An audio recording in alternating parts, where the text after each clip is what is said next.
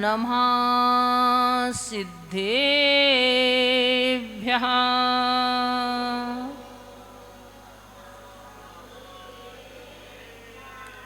ॐ नमः सिद्धेभ्यः।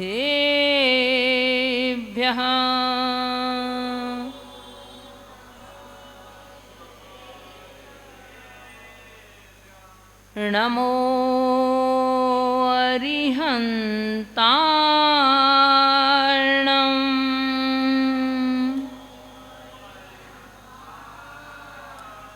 नमो सिद्धार्णं।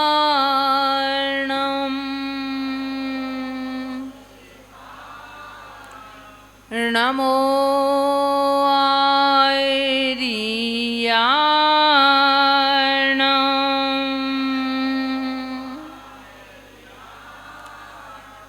नमो वज्रायाणं।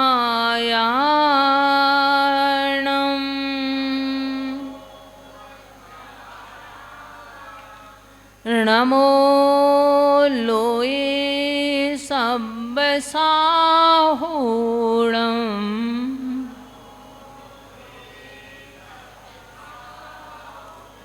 पंच परमेष्ठी भगवान की, 24 तीर्थंकर भगवान की, परम पूज गुरुवर आचार्य श्री विद्याभूषण सन्मति सागर जी महाराज की, 10 लक्षण महापर्व की, उत्तम त्याग धर्म की।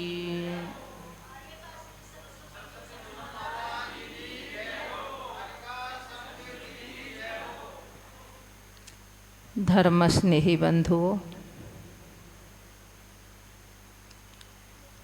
पर्वराज पर्युषण के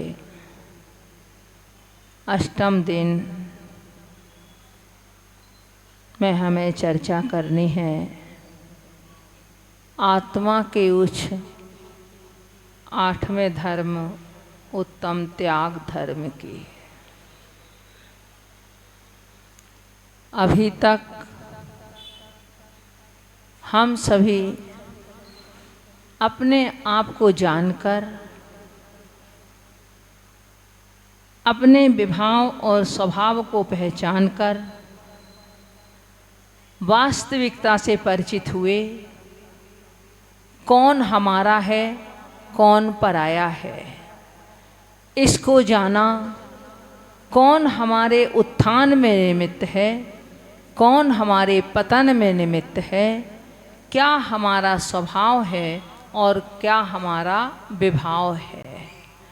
हमारे स्वभाव में वह विभाव किस तरह से आकर मिले हुए हैं। जैसे किसी के घर में आकर ही कोई दुश्मन पल रहे हों और वह नहीं समझ पा रहा हो, इसी तरह से विभाव परिणतियाँ हमारे में पल रही हैं और हम निरंतर इनको बढ़ावा दे रहे हैं। उनको हम समझ नहीं पा रहे, तभी तो इन्होंने अपना एक साम्राज्य सा हमारे ऊपर स्थापित कर लिया है। किंतु जब ये सत्य समझ में आया, तब हमने आपको संयमित कर लिया। क्योंकि कुछ शत्रु ऐसे होते हैं कि उनको एकदम अचानक नहीं भगाया जा सकता।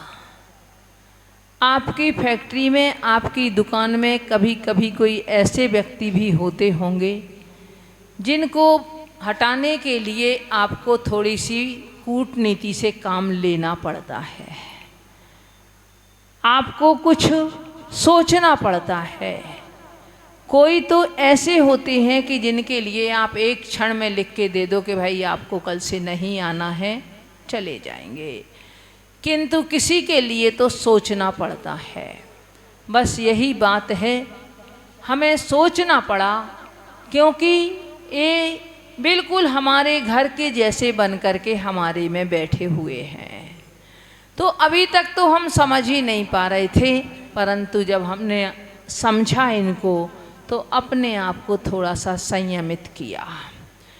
अपने आप के अपने कारोबार को अपने हाथ में लिया और जो जो उनके हाथ में था उनको हमने हटाने का प्रयास किया और उनका भी काम अपने हाथ में लेने का पुरुषार्थ किया। अपनी शक्ति को हमने पहचाना और अपनी शक्ति को पहचान कर हमने उसका केंद्रीयकरण किया।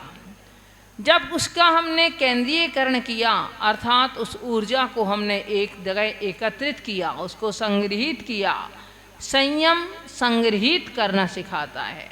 संयम कैसा एक संबल है, संबर करना सिखाता है। संबर संयम से होता है, किंतु संयम हमारे लिए जो इच्छाएं, जो वासनाएं, जो विभाव परिणतियाँ बाहर की ओर हमारी दौड़ रही थीं, उनसे हटा करके अपने आप में लाना सिखाता है। जब हम अपने ओर आ गए तो हमारे में वह ऊर्जा स्वयं में ही संग्रहित हुई और उसके माध्यम से जो पुराना कर्म मल बैठा हुआ था, जो पुराने शत्रु हमारे बैठे हुए थे पहले के, उन शत्रुओं को हमने नष्ट करना प्रारंभ किया धीरे धीरे। अब जब वो शत्रु धीरे धीरे धीरे धीरे नष्ट होना प्रारंभ हो गए, उनमें सबसे प्रबल शत्रु अगर देखा जाए तो जिसके अभाव में वह उत्तम तप धर्म प्रकट होता है, वो है हमारी बढ़ती हुई इच्छाएं। और इच्छाओं का निरोध करना ही तप है। जब इच्छाओं की वृद्धि जहाँ है वहाँ ही असंयम है, और इच्छाएं जहाँ हमारे अंतरंग की बढ़ रही हैं वहाँ असंयम रूप प्रवृत्ति के साथ साथ वहीं ही असत्य का हम साथ ले रहे हैं, और वहाँ ही क्रोध, मान, माया, लोभ आदि ये चारों कसाएं पनप रही हैं। बढ़ती हुई इच्छाएं निरंतर जो है हमारी, वह इच्छाएं ही इन सारी की सारी बुराइयों को हमारे में जन्म देने वाली हैं और कोई नहीं है। तो जब कल इनको समझा कि अरे ये तो हमारी बड़ी बिल्कुल जैसे कोई आस्तीन का सांप बन करके बैठता है जो दिखाई नहीं देता, इस तरह की ये शत्रु हमारी इच्छाएं, अब इनको हमें क्या करना है, इनका हमें विमोचन करना है। इन इच्छाओं पे ही हमें कंट्रोल करना है, इन इच्छाओं को ही नष्ट करना है। तो हमने अब उनके त्याग के लिए पुरुषार्थ आज करने को हम उत्तम त्याग धर्म को समझेंगे। उत्तम शब्द प्रत्येक धर्म के साथ लगा हुआ है, तो वह हमें ये बताता है कि इनकी पृष्ठभूमि सम्यक दर्शन है। ये सभी के सभी धर्म सम्यक दर्शन की आधारशिला पर अवस्थित हैं। अगर सम्यक दर्शन की आधारशिला पर ये अवस्थित हैं, तभी यह उत्तम शब्द से, उत्तम विशेषण से विभूषित हो रहे हैं। अन्यथा एक सामान्य क्षमा, सामान्य हमारे परिणामों की मृदुता, सामान्य रूप से ऋजुता, किंतु वह उत्तम शब्द नहीं, वो नहीं प्राप्त हो पाती। वह उत्तमता को प्राप्त जब ही होती है जब वो सम्यक दर्शन, सम्यक ज्ञान और सम्यक चारित्र इस रत्नत्रय से विभूषित हो। आत्मा का स्वभाव वैसे यदि आज के धर्म को हम देखें तो त्याग करना ही है। आध्यात्मिक दृष्टि से देखने पर पता चलता है कि प्रत्येक पदार्थ अपने अपने गुण और धर्मों से युक्त है, कहीं किसी पर को ग्रहण करता ही नहीं है। और जब ग्रहण नहीं तो त्याग किसका? प्रकृति का। पूरी प्रकृति को आप देख लीजिए। वृक्ष अपने सारे पत्रों को विमोचित कर देते हैं, पुराने पत्तों को।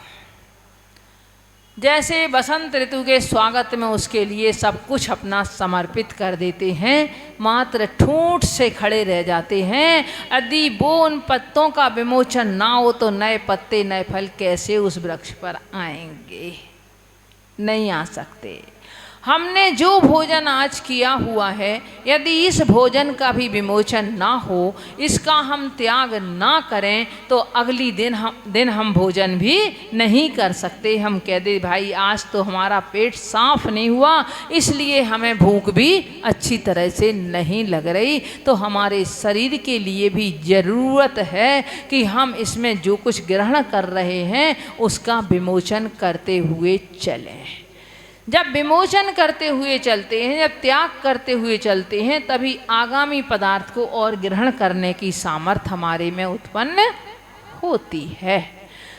और तो और यदि आप श्वास आप लेते हैं, एक बार श्वास का ग्रहण करते हैं तो दूसरी बार श्वास को बाहर छोड़ते हैं।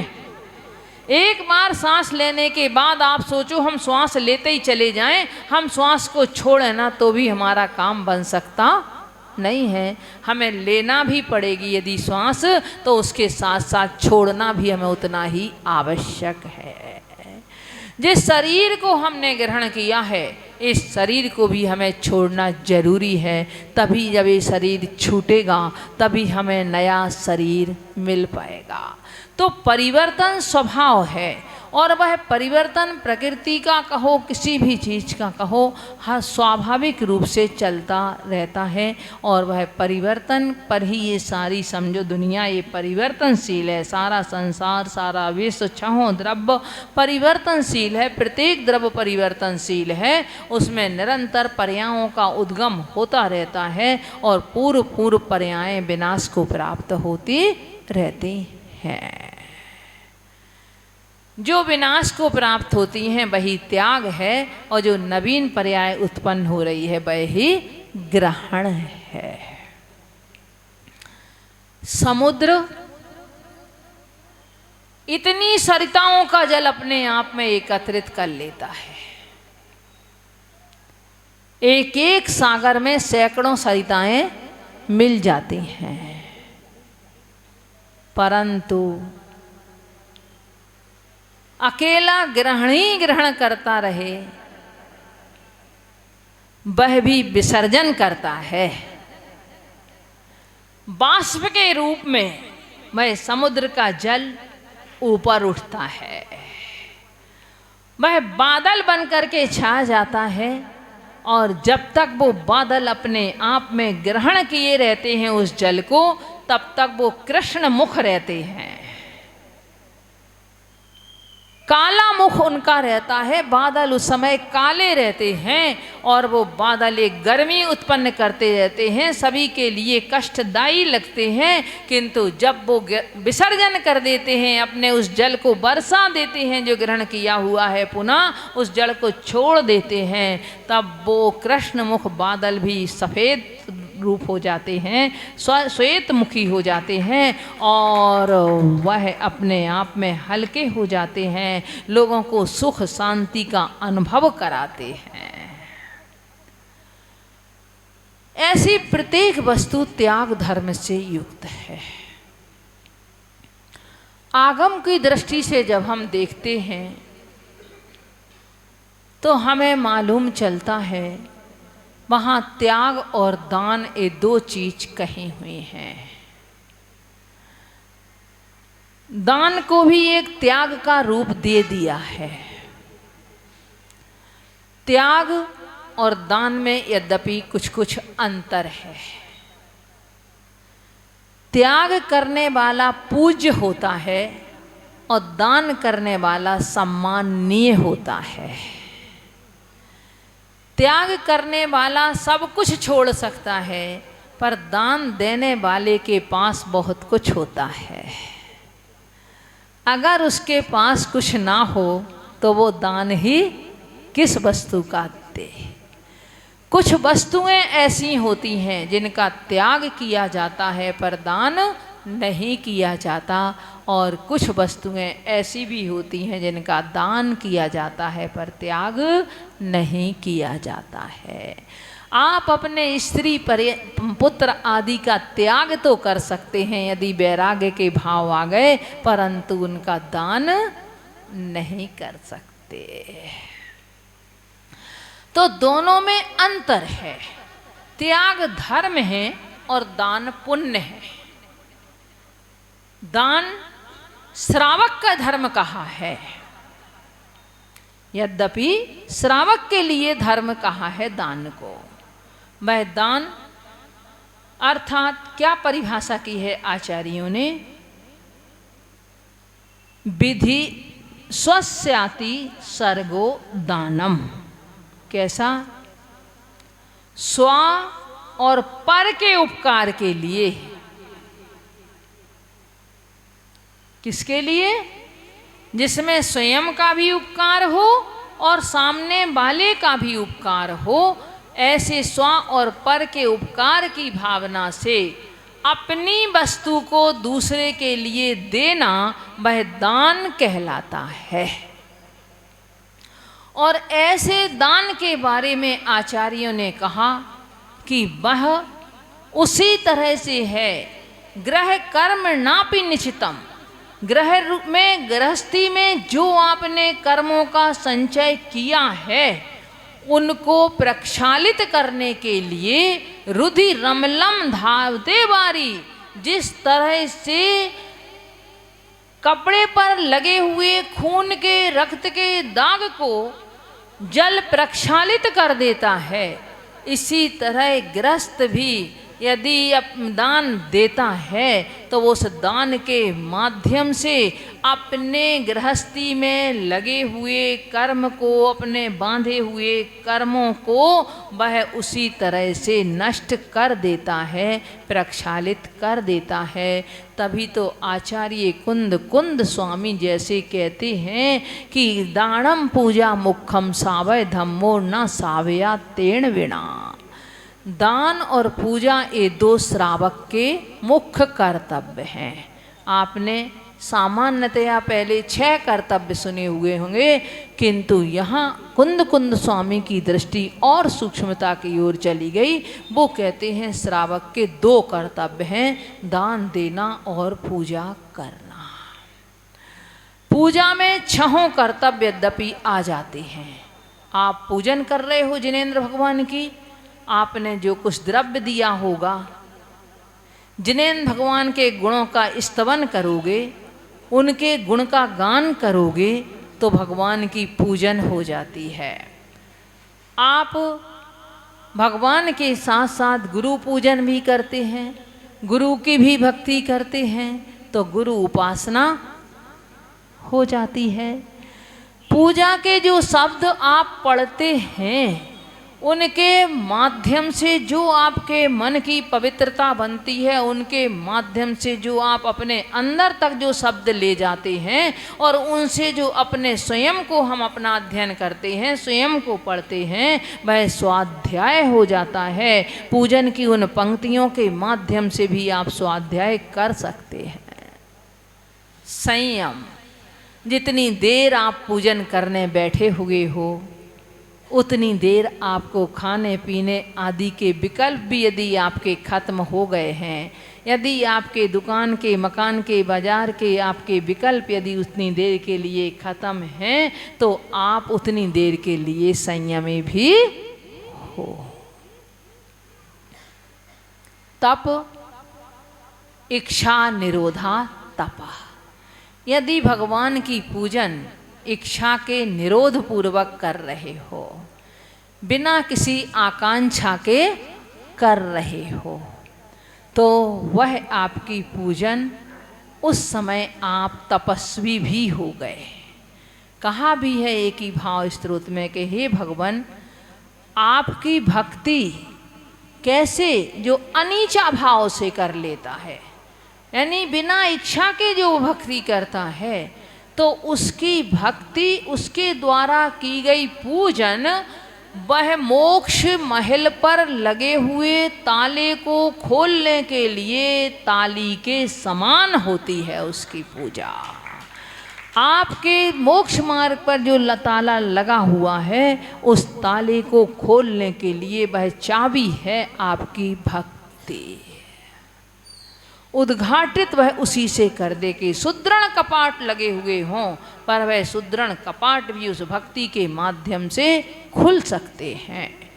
तो ऐसे और दान, आप कुछ ना कुछ जब पूजन करने आओगे तो द्रव्य तो कुछ ना कुछ लाओगे। जो आप अष्ट द्रव्य लेकर के आए हो तो ऐसे वह दान हो जाएगा। ऐसे पूजा में तो यद्यपि छहों आवश्यक समाहित हो ही जाते हैं, फिर भी आचार्यों ने कुंद कुंद स्वामी जैसों ने कहा दान और पूजा ये दो, उसके दान को और अलग से विशेष रूप से कह दिया। श्रावक के लिए कहा है कि वह जितना अपना कमाई करता है, जितना भी अपना, क्योंकि श्रावक तो वही है जिसके पास में कुछ है, जिसके पास में कुछ नहीं है वह भगवान की पूजन भी नहीं कर पाता है। क्यों? श्रावक के कार्य ही ऐसे हैं कि उसे हर काम के लिए, धर्म क्रियाओं के लिए भी उसे पैसे की आवश्यकता है। आपको गुरुओं को आहार कराना है, आप बिना पैसे के करा लोगे।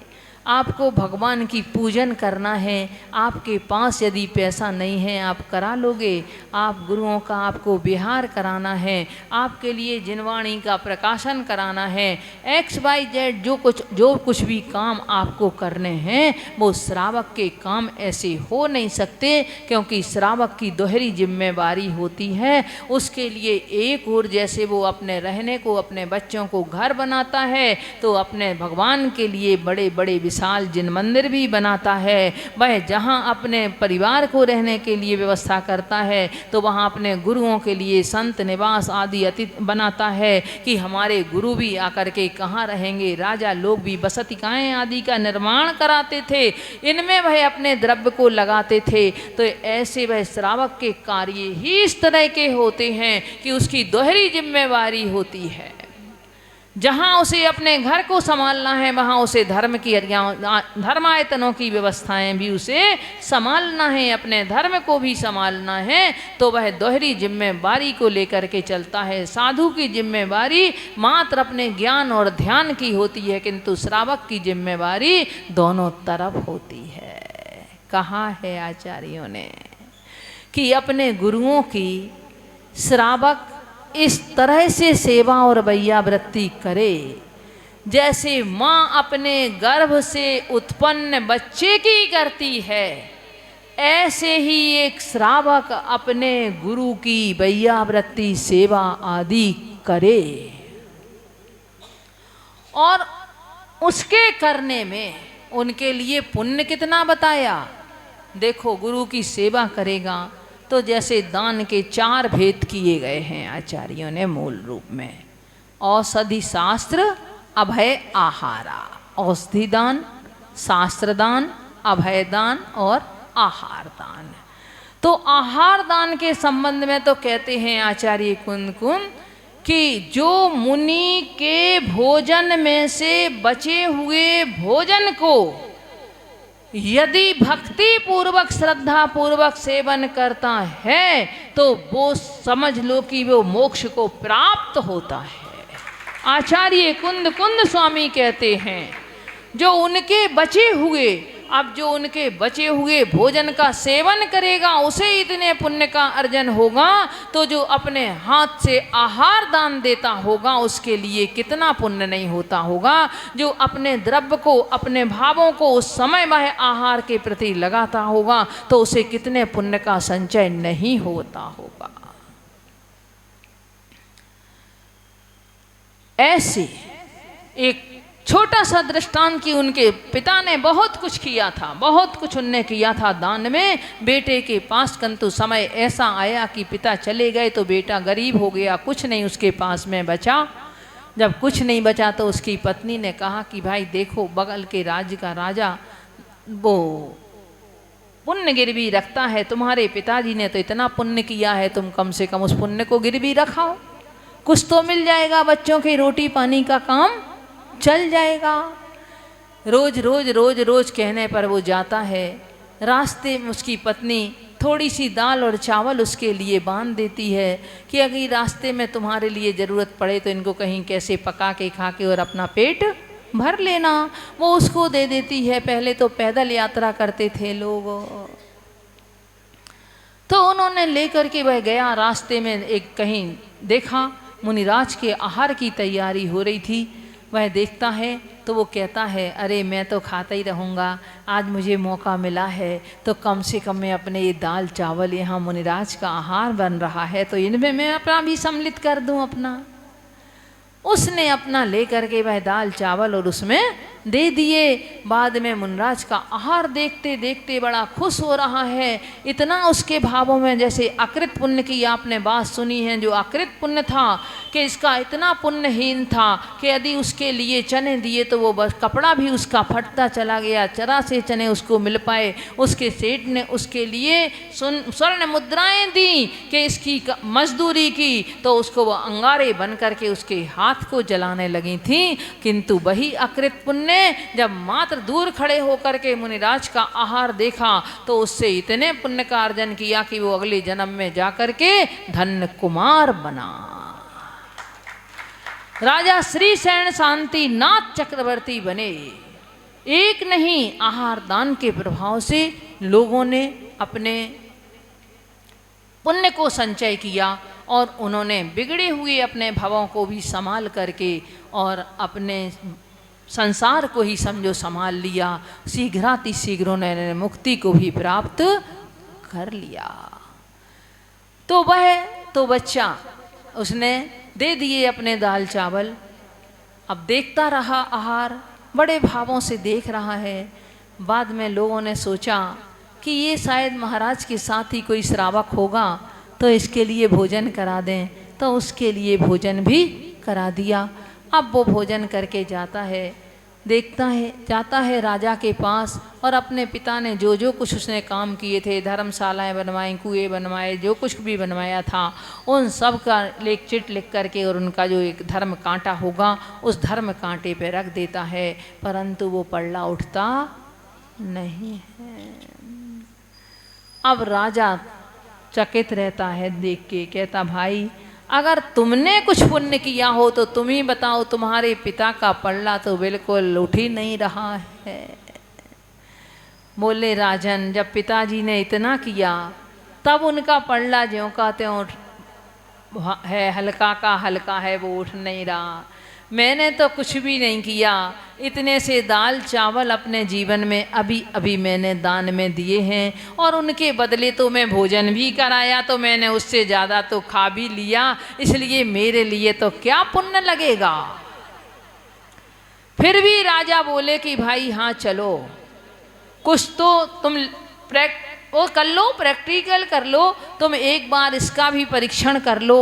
और वो जैसे ही अपना किया हुआ कि आहार दान में दाल चावल दिए, यह लिख करके वह उस पर रखता है कि पल्ले पे, दूसरे पल्ले पे राजकोष की सारी संपत्ति चढ़ जाती है, परंतु वो पल्ला नीचा नहीं होता है, वो भारी नहीं होता है। अर्थात इतने भावों की महिमा थी। अगर दान के संबंध में भी आचार्य कहते हैं कि दो बातों का ध्यान आपको रखना होगा।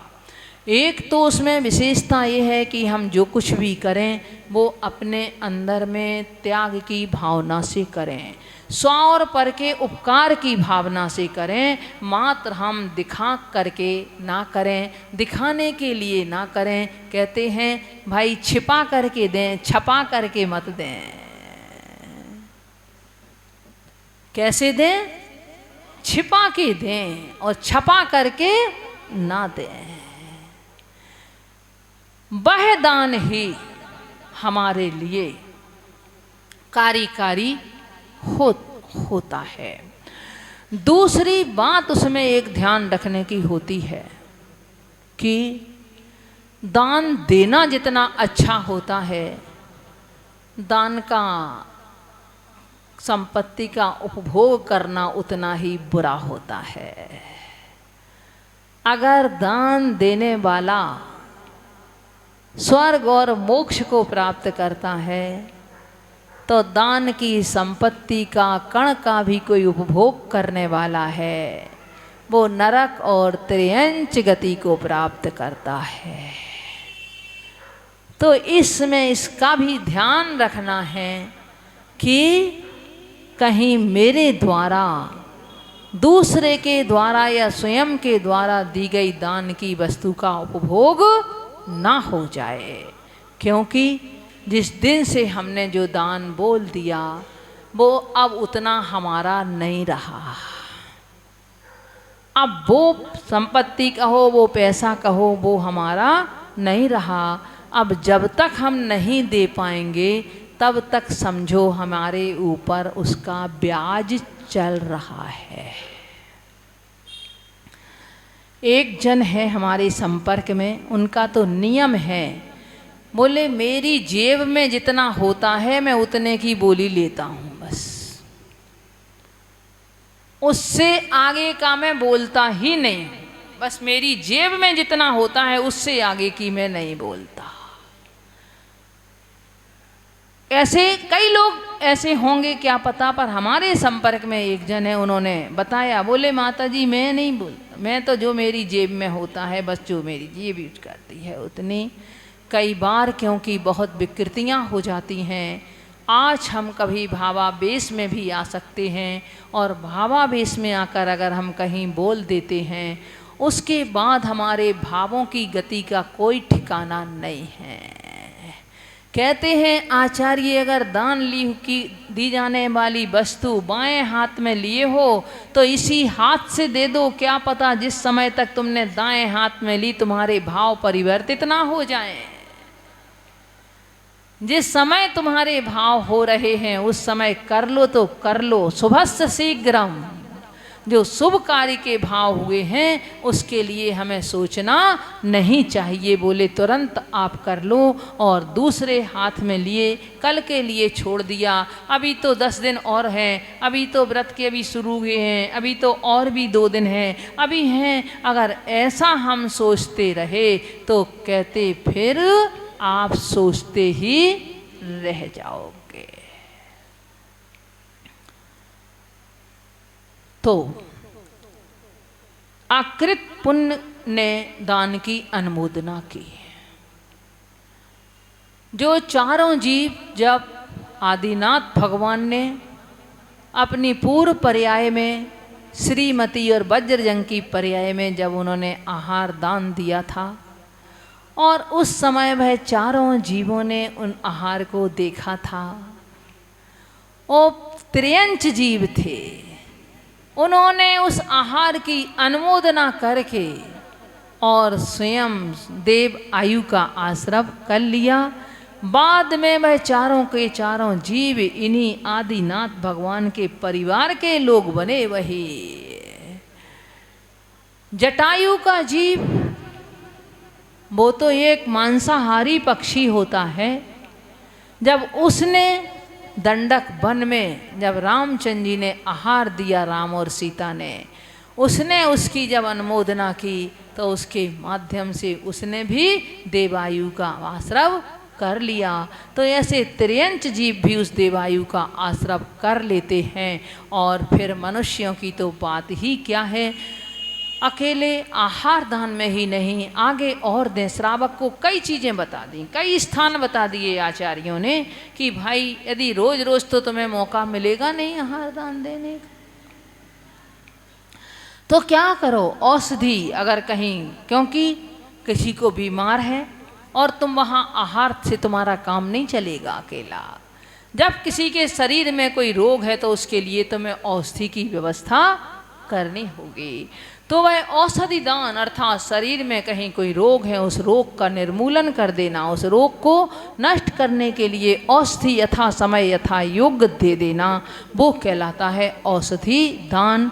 श्री कृष्ण महाराज ने मुनराज को जब देखा तो उन्होंने लेकर के लड्डुओं में दवा बनवा करके पूरे नगर में वितरित करवा दी थी और बता दिया था श्रावकों को कि आप लोगों के लिए लड्डू मुनिराज के लिए आहार में देना है।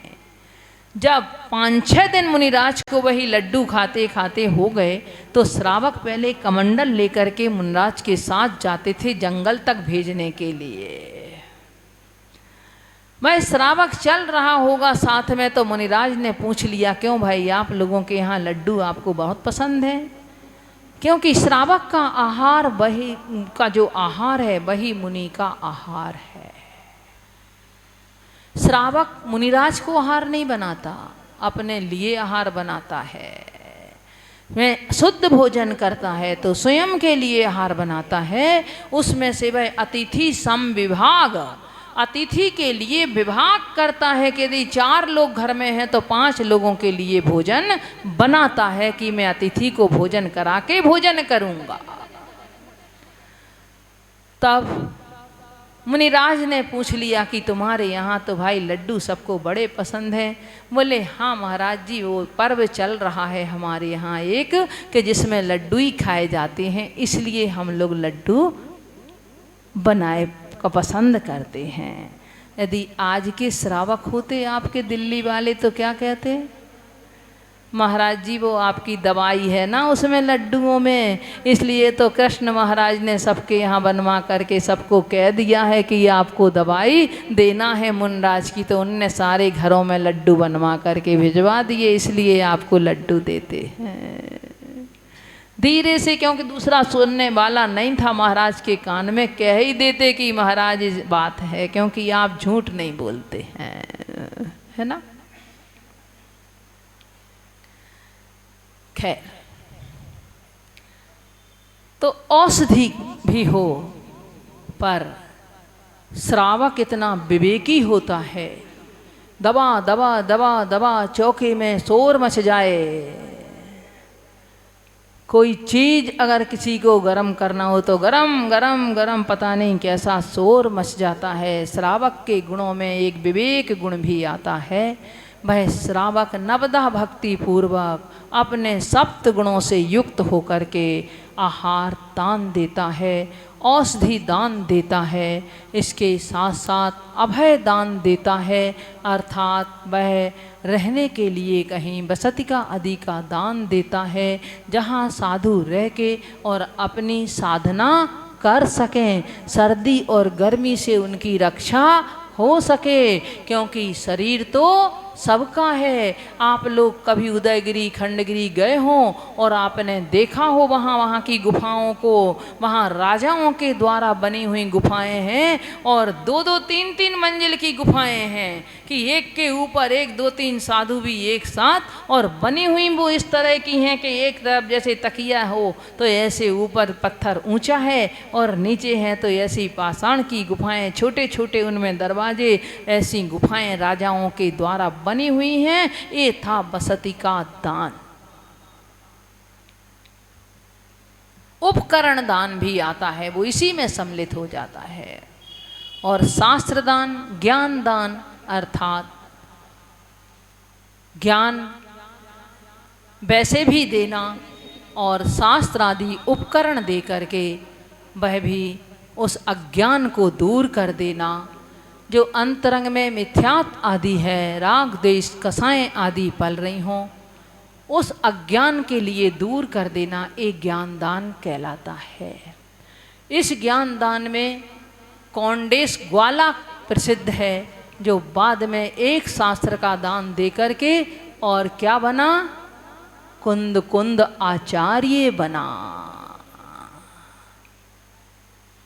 पर शास्त्र दान का मतलब ये नहीं है कि आप शास्त्र मंदिर जी से उठाया, दे दिया, फिर रख दिया, फिर उसकी बोली लगवा ली, फिर रख दिया, फिर कर दिया। शास्त्र दान का मतलब ये नहीं है। आपका नहीं कह रहे हम, जनरली तौर पे ऐसा होने लगा है। वो व्यवस्था जो आज वर्तमान की है उसके लिए हम आपको बता रहे हैं। ज्ञान देना, शास्त्र दान से मतलब ज्ञान अगर उनके पास में है तो ऐसा नहीं है कि ये शास्त्र ही देंगे आप भी। अगर हमारे पास में उस तरह का ज्ञान है जो 100 और पर का विवेक जागृत कर दे, साधु श्रावक को भी देते हैं वह ज्ञान दान। अगर श्रावक साधु को आहार दान देता है तो विशेष रूप से आप देखो साधु श्रावक को ज्ञान दान देता है। वह कैसे वह सम्यक दर्शन की प्राप्ति करें। सिंह जैसे तिर्यंच पशु के लिए भी ज्ञान दान देने के लिए जहाँ एक श्रावक था और शिक्षा देने वाले, उपदेश देने वाले 2 मुनिराज थे। दो वक्ता और एक श्रोता, किंतु ऐसा ज्ञान दान दिया उनके लिए कि उनका भववत परिवर्तित हो गया। ऐसे चारण रिद्धिधारी मुनिराज तो भोग भूमियों में जाकर के भी वहाँ के भी वह आर्य और आर्या उनको भी समझाते हैं, जो कहीं मात्र अकेले भोगों में ही उलझे हुए लोग हों और उनके लिए ये मालूम यदि हो जाए, उनके ज्ञान में आ जाए कि ये भव्य जीव है, तो उसके लिए ज्ञान का उपदेश दे करके उसको संयम के मार्ग पे बढ़ा करके और उनका कल्याण करने की सोचते हैं। किसने दिया था उनके लिए ज्ञान दान? आप देखो, वह भील, वह तो मुनिराज के ऊपर धन अपना बाण ताने हुए खड़ा था, किंतु उसके लिए यदि कौए के मांस का भी त्याग कराया तो किसने कराया? मुनिराज ने कराया। अगर द्रौपदी का जीव जो जिसने पूर्व भाव में मुनिराज को कड़वी तूमी का आहार दे करके और जब वह दुर्गंधा की पर्याय में थी तो उनके लिए किसने बताया कि तुमने ये गलत किया था, इस कारण से तुम्हारे लिए ये कष्ट झेलना पड़ रहे हैं। जब भी आप प्रत्येक व्रत की कथा में देख लो, कुछ गलतियां हुई श्रावकों से, उन श्रावकों को समझाने के लिए, उनको संभालने के लिए, यहाँ तक कि धर्म पर उपसर्ग भी आए तो उन उपसर्गों को दूर करने के लिए हमेशा साधु ही आए हैं, मुनिराज ही आए हैं, गुरु ही आए हैं और उन्होंने ही उस उपसर्ग का निवारण किया है। ज्ञान का उपदेश अगर देखा जाए तो बाली के लिए भी विष्णु कुमार मुनिराज ने वह वामन का रूप धारण करके दिया। ये त्याग धर्म यही कहता है कि यद्यपि कुछ इस संसार में तुम्हारा नहीं, इस शरीर भी तुम्हारा नहीं, जिन कर्म परमाणुओं को तुम निरंतर आश्रवित कर रहे हो और प्रतिक्षण उनमें भी त्याग रूप परिणति चल रही है कि जितने आ रहे हैं उतने जा भी रहे हैं अपने आप स्वाभाविक रूप से। अगर एक समय प्रबद्ध कर्म परमाणु बंधते हैं तो एक समय प्रबद्ध निर्जरित भी होते हैं हर समय। इतना सब कुछ होने के बावजूद भी फिर भी हमें त्याग के लिए कहा जाता है। तो बंधुओं, त्याग की विशेषता है, क्योंकि ये त्याग जो छोड़ते चले जाते हैं जितना जितना, वो उतने हल्के होकर के इस संसार से ऊपर उठते चले जाते हैं। और जो नहीं छोड़ते हैं, इसी को सब कुछ पर पदार्थों को ही अपना मानते रहते हैं, तब वह भारी होकर के चक्रवर्ती जैसा भी क्यों ना हो, परंतु उसे यदि संतुष्टि नहीं होती है, वह त्याग यदि नहीं करता है, तो वो भी इतना भारी हो जाता है कि नरक की यात्रा उसके लिए करनी पड़ती है। जो भोगों में मरता है, जो भोगों में सड़ता है, वो जाकर के नरक में पड़ता है, और जो योगों की साधना करता है वह स्वर्गों में और मोक्ष में जाकर के सुख की प्राप्ति करता है। ऐसे त्याग धर्म की अत्यंत महिमा, और आप वैसे भी सांसारिक तौर पर भी देख लो, यदि हम त्याग ना करते आज आप लोग, तो इतने विशाल ये आपका अतिथि भवन, आपके जिनालय आदि का निर्माण कैसे हो जाता? कैसे आप लोग अपने जीवन में आज ये विधान यदि आपने त्याग नहीं किया होता, आपने समय का त्याग नहीं किया होता, आपने द्रव्य का त्याग नहीं किया होता, तो कैसे आप ये विधान में ये भक्ति का आनंद ले लेते? आज पर्वराज पर्युषण में आपको अपनी शक्ति का भान हो रहा है। जो लोग पूरे साल में एक व्रत एक एकासन नहीं करते होंगे, आज वो 10-10 दिन के उपवास कर रहे हैं, तो उन्हें भी अपनी शक्ति को पहचानने का मौका मिल रहा है। और वो शक्ति यदि उन्हें मिल रही है कि जो एक टाइम का पानी नहीं छोड़ पाते हैं लोग, कि मुझसे नहीं छोड़ा जाता, रात को पानी की बाटल बगल में रख कर के सोते हैं कि जिस समय नींद खुलेगी उस समय पानी पीना पड़ेगा। मेरा नहीं चलता है, मुझे दवाई खानी पड़ती है, पता नहीं कितने बहाने उनके तैयार रहते हैं। और अब इस पर्यूषण पर्व में अब कहाँ गए वो सारे के सारे बहाने आपके? किसकी महिमा है? त्याग की महिमा है।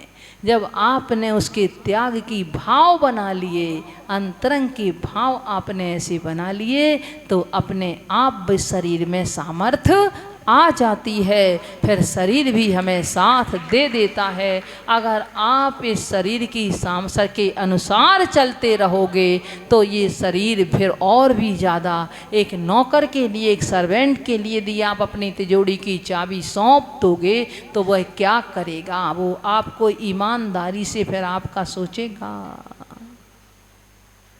एक छोटी सी बात कह के कि हमारे अंदर की भावनाएं कैसी हों, एक छोटा सा एक दृष्टांत पढ़ा था कहीं कि ऐसे ऐसे भी लोग होते हैं जो ग्रहण करना चाहते हैं परंतु त्याग नहीं करना चाहते हैं। आ जाए बस आ जाए, मेरे पास में जितना भी हो आ जाए, यही उनके अंदर रहता है। एक दिन एक भिखारी गया एक सेठ के दरवाजे पर, तो सेठ से बोला कुछ दे दो मेरे लिए। सेठ बोला आगे बढ़ जा, अभी सेठानी नहीं है। भिखारी भी थोड़ा मिजाज वाला होगा, बोले मैं सेठानी नहीं मांग रहा हूँ, मैं तो आपसे कुछ दान मांग रहा हूँ। बोले समझ में नहीं आती, मैंने कह दिया है कि अभी कोई आदमी भी घर पे नहीं है, कोई नौकर भी नहीं है, कोई नहीं है। तो बोला तुम ही थोड़ी देर के लिए इंसान बन जाओ, आदमी बन जाओ सेठ जी, और अपने हाथों से दे दो कुछ।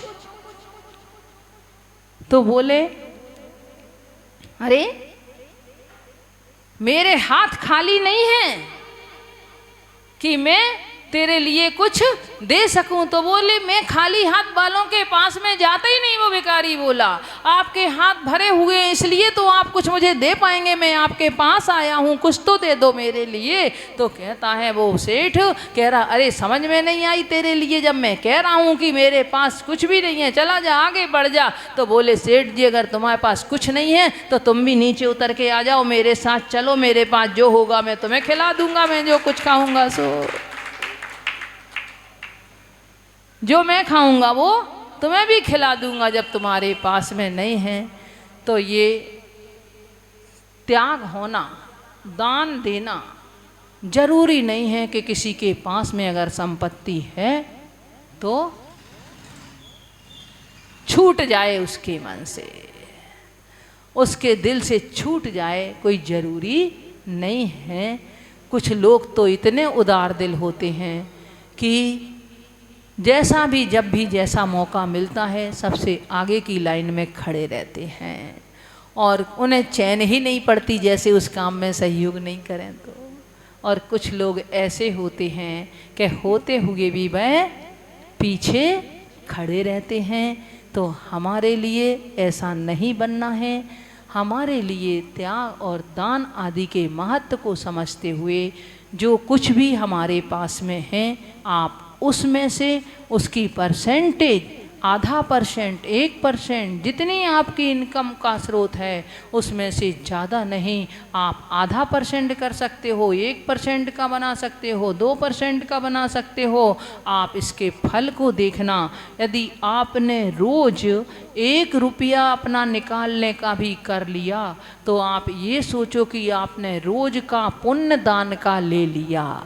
एक दिन में आपने 1 लाख रुपए भी दे दिए तो एक ही दिन भाव बनाए, किंतु रोज रोज यदि आपने 1 रुपया भी दान में निकालना शुरू कर दिया तो आपने रोज रोज दान के भाव बनाए, आपको रोज रोज दान का पुण्य लग रहा है। तो ये पुण्य को संचय करना है यदि इस संसार में सुख पूर्वक रहना है। तो अभी हमारे प्रधान जी कह रहे थे कल कि बोले माता जी त्याग के दिन हमें और तो कुछ नहीं करना है, हमारी भावना ये है कि हमारी जैसे ऊपर की बेदी में 64 चमर लगे हुए हैं, बोले ऐसे ही हमारे चमर नीचे भी लग जाए।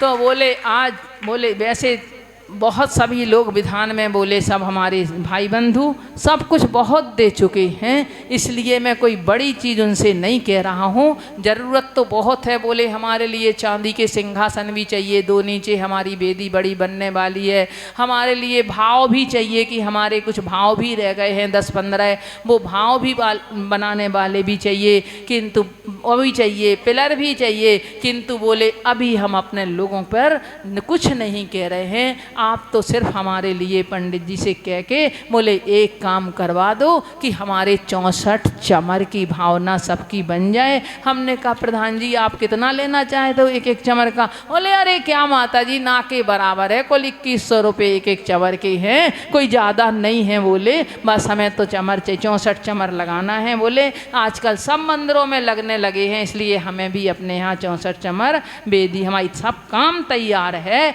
हमारी बेदी आए उसके साथ साथ हमारे चमर भी तैयार हो जाएं। हमने कहा इतनी सी बात आप मुझसे कहला रहे, इसके लिए तो हमने कहा आप ही बहुत थे, मुझसे कहला रहे इतनी बात। बोले नहीं आप कह देना, क्योंकि आप प्रवचन करोगी तो आप ही बोल देना। हमने कहा चलो ठीक है, आपका काम हम कर देते हैं। ओम नमः सिद्धेभ्य। 10 चमर। हेलो हेलो, आइएगा महानुभाव, पूज्य माता जी की